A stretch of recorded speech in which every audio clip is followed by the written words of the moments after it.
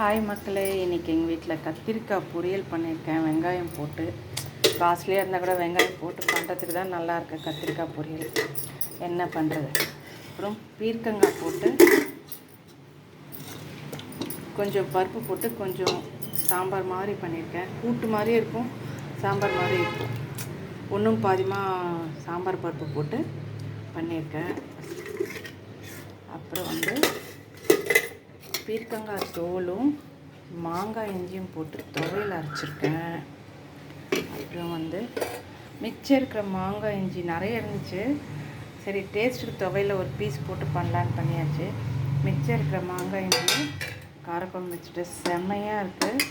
இல்லை வெங்காயம் தக்காளி பூண்டு ஒரு துளி புளி எல்லாத்தையும் போட்டு நல்லா வதக்கிட்டு அப்படியே நைஸாக அரைச்சி காரக்குழம்பு வச்சுட்டேன். இந்த சீசனுக்கு இந்த எல்லாம் கொஞ்சம் நல்லாயிருக்கும். காரமாக டேஸ்ட்டாக வேணும்னு தோணும், காரமாக வேணும்ன்ட்டு.